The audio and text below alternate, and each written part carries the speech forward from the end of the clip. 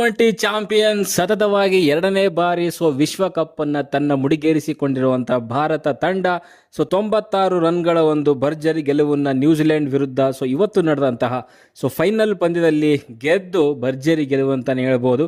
ಸತತವಾಗಿ ಎರಡನೇ ಬಾರಿ ವರ್ಲ್ಡ್ ಕಪ್ನ ತಮ್ಮ ತೆಕ್ಕೆಗೆ ತಗೊಂಡಿದೆ ಅಂತಲೇ ಹೇಳ್ಬೋದು. ಭಾರತ ಒಟ್ಟಾರೆಯಾಗಿ 3 ಒಂದು ವರ್ಲ್ಡ್ ಕಪ್ T20 ವರ್ಲ್ಡ್ ಕಪ್ಗಳನ್ನು ಭಾರತ ತಂಡ ಗೆದ್ದಿರುವಂಥದ್ದು. ಒಂದು 2007 ಆ್ಯಂಡ್ ಇನ್ನೊಂದು ಈ ವರ್ಷ ಇನ್ನೊಂದು ಲಾಸ್ಟ್ ನಡೆದಂಥ ವರ್ಲ್ಡ್ ಕಪ್. ಓಕೆ, ಭರ್ಜರಿ ಆಗಿರುವಂಥ ಒಂದು ಪ್ರದರ್ಶನ ಅಂತಲೇ ಹೇಳ್ಬೋದು. ಈ ಸರಣಿಯಲ್ಲಿ ಮುಖ್ಯವಾಗಿ ಮಾತಾಡಬೇಕು ಅಂತಂದರೆ ಸ್ಟಾರ್ಟಿಂಗಲ್ಲಿ ಸೌತ್ ಆಫ್ರಿಕಾ ವಿರುದ್ಧ ಸೋತು ಇನ್ನೇನು ಸೆಮಿಫೈನಲ್ಗೂ ಹೋಗದೇ ಇರುವಂಥ ಒಂದು ಸ್ಥಿತಿನಲ್ಲಿದ್ದಂಥ ಭಾರತ ತಂಡ ಕೊನೆಗೂ ವೆಸ್ಟ್ ಇಂಡೀಸ್ ವಿರುದ್ಧ ಒಂದು ಭರ್ಜರಿ ಪಂದ್ಯನ ಗೆದ್ದಾದಮೇಲೆ ಸೆಮಿಫೈನಲ್ಗೆ ಬರುತ್ತೆ.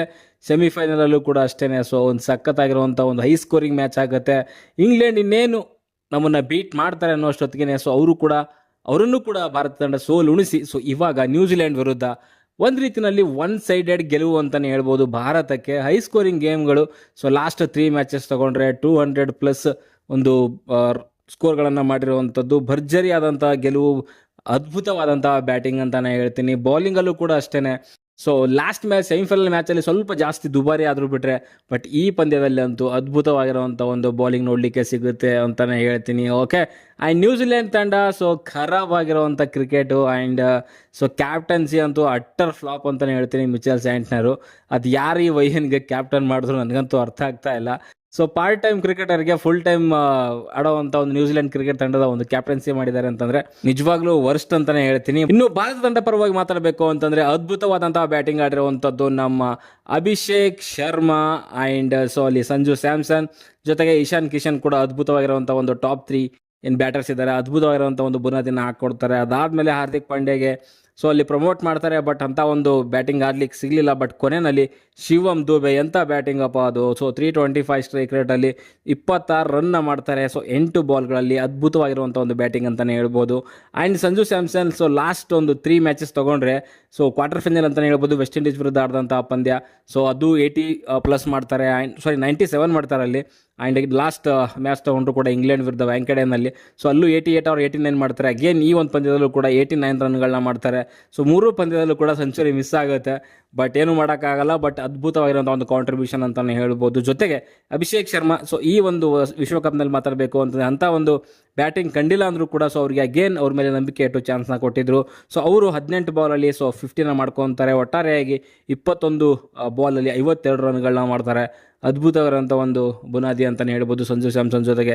ಪವರ್ ಪ್ಲೇನಲ್ಲಿ ಆಲ್ಮೋಸ್ಟ್ 92 ರನ್ಗಳನ್ನು ಕಲೆ ಹಾಕ್ತಾರೆ. ಆ್ಯಂಡ್ ಕೆಳಗಡೆ ಬಂದಂಥ ಇಶಾನ್ ಕಿಶನ್ ಕೂಡ ಅಷ್ಟೇ ಸಖತ್ತಾಗಿರುವಂಥ ಒಂದು match. 54 in 25 delivery, 4 boundary and 4 ಸಿಕ್ಸರ್ಗಳು. ಸೂರ್ಯಕುಮಾರ್ ಯಾದವ್ ಅವರು ಇವತ್ತು ಶೂನ್ಯಕ್ಕೆ ಔಟ್ ಆಗ್ತಾರೆ, ಬಟ್ ಕೊನೆಯಲ್ಲಿ ಶಿವಮ್ ದುಬೆ ಸೂಪರ್ ಆಗಿರುವಂಥ ಒಂದು ಬ್ಯಾಟಿಂಗ್ ಅಂತಲೇ ಹೇಳ್ಬೋದು. ಇನ್ನು ನ್ಯೂಜಿಲೆಂಡ್ ಪರವಾಗಿ ಬಾಲಿಂಗ್ ಬಗ್ಗೆ ಮಾತಾಡಬೇಕು ಅಂತಂದರೆ ಯಾವ ಬೌಲರು ಕೂಡ ಅಲ್ಲಿ ಅದ್ಭುತವಾಗಿರುವಂಥ ಬಾಲಿಂಗ್ ಮಾಡಲಿಲ್ಲ ಸ್ಯಾಂಟ್ನರ್ ಹೊರತಾಗಿ. ಇನ್ನು ಮಿಕ್ಕಿದವ್ರು ಎಲ್ಲರೂ ಕೂಡ ಅಲ್ಲಿ 10 runs per over ಮೇಲೇನೇ ಇದೆ. ಬಟ್ ಕ್ಯಾಪ್ಟನ್ಸಿ ಮಾತ್ರ ನಿಜವಾಗ್ಲೂ ತುಂಬ ಖರಾಬಾಗಿ ಮಾಡಿರೋವಂಥದ್ದು ಮಿಚೆಲ್ ಸ್ಯಾಂಟ್ನರ್. ನನ್ನ ಪ್ರಕಾರ ಅವ್ರನ್ನ ಈ ಒಂದು ವರ್ಲ್ಡ್ ಕಪ್ ಆದಮೇಲೆ ಆಲ್ರೆಡಿ ವರ್ಲ್ಡ್ ಕಪ್ ಕಂಪ್ಲೀಟ್ ಆಗಿದೆ.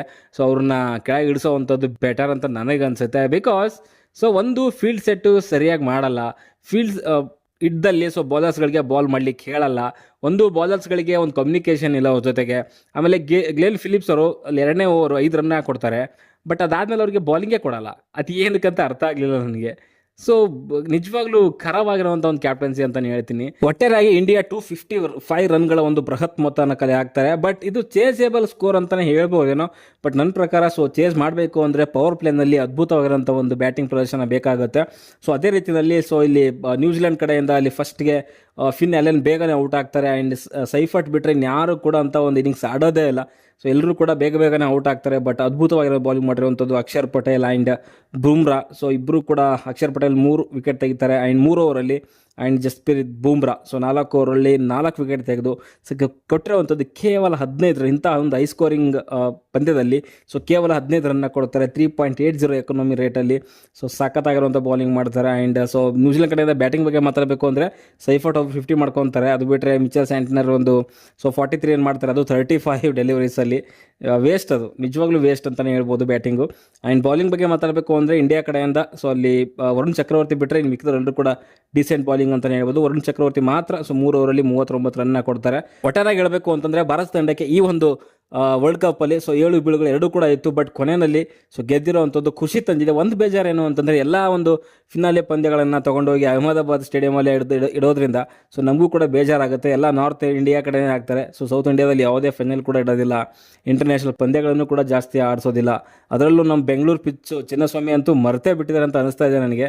ಅದು ಯಾವಾಗ ಅಲ್ಲಿ ನಮ್ಮ ಇಂಟರ್ನ್ಯಾಷನಲ್ ಪಂದ್ಯಗಳನ್ನು ನಮ್ಮ ಚಿನ್ನಸ್ವಾಮಿದಲ್ಲಿ ನೋಡಲಿಕ್ಕೆ ಸಿಗುತ್ತೋ ನನಗಂತೂ ಗೊತ್ತಿಲ್ಲ. ಬಟ್ ಅದು ಏನು ಹೇಳಿದ್ರು ಕೂಡ ಅದೊಂದು ರೀಸನ್ ಕೊಡ್ತಾರೆ ಇವಾಗ ಸ್ಟ್ಯಾಂಪೇಡ್ದು. ಬಟ್ ಸ್ಟ್ಯಾಂಪೇಡ್ ಆಗೋಕ್ಕಿಂತ ಮುಂಚೆಯಿಂದ ನೋಡ್ತಾ ಇದ್ದೀವಿ ನಾವು. ಯಾವುದೇ ಒಂದು ಫೈನಲ್ ಪಂದ್ಯದ ಬಗ್ಗೆ ಮಾತಾಡಬೇಕು ಅಂದರೆ ಎಲ್ಲ ತೊಗೊಂಡೋಗಿ Ahmedabad Ahmedabad Ahmedabad.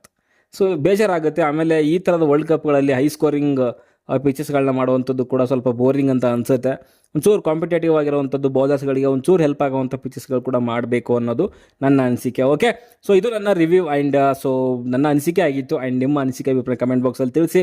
And world cup 28th start ಆಗುತ್ತೆ. ಅಲ್ಲಿಂದ ಸತತವಾಗಿ ವೀಡಿಯೋಸ್ಗಳು ಚಾನಲ್ ಬರ್ತಾ ಹೋಗುತ್ತೆ ಅಂತ ಹೇಳ್ತೀನಿ. ಮುಂದಿನ ವಿಡಿಯೋದಲ್ಲಿ ಸಿಗೋವರೆಗೂ ಬಾಯ್ ಬಾಯ್.